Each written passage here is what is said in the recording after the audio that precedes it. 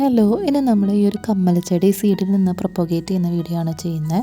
അധികം കെയറൊന്നും കൊടുക്കാതെ തന്നെ വളരെ എളുപ്പത്തിൽ വളർത്തിയെടുക്കാൻ കഴിയുന്ന ഒരു ചെടിയാണിത്.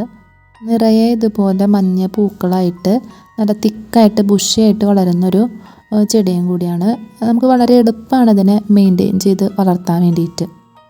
എൻ്റെ കയ്യിൽ ഇതൊരു 3 ചെടിയാണുള്ളത്. ആ ചെടിയിൽ നിറയെ ഇതേപോലെ ഇങ്ങനെ പൂക്കളുണ്ടായി നിൽക്കുന്നുണ്ട്. അപ്പോൾ നമുക്കിത് എങ്ങനെയാണ് പ്രൊപ്പഗേറ്റ് ചെയ്യണമെന്ന് നോക്കാം. അപ്പോൾ ഇതാണ് ഇതിൻ്റെ വിത്ത്.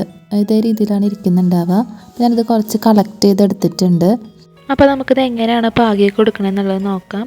അപ്പോൾ ഞാനിവിടെ സാധാരണ മണ്ണാണ് എടുത്തിരിക്കുന്നത്. അപ്പോൾ അതിലോട്ട് ഇതുപോലെ ഇങ്ങനെ വിത്തുകൾ ഇട്ട് കൊടുക്കുക.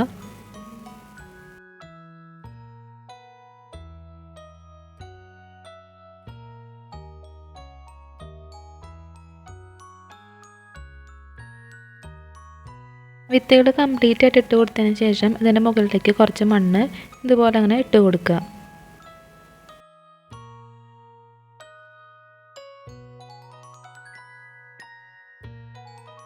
പിന്നെ നമുക്ക് നന്നായിട്ടൊന്ന് നനച്ച് കൊടുക്കാം.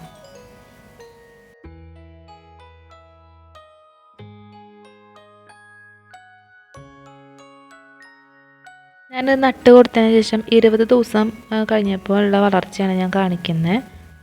ഞാൻ ഇട്ട് കൊടുത്ത വിത്തുകളിൽ ആകെ 3 എണ്ണം മാത്രമാണ് മുളച്ച് കിട്ടിയിരിക്കുന്നത്. ഈ 3 എണ്ണം തന്നെ നമുക്ക് ധാരാളമാണ്. ഇത് നല്ല തിക്കായിട്ട് ബുഷിയായിട്ട് ഇങ്ങനെ വളർന്നു നിൽക്കും.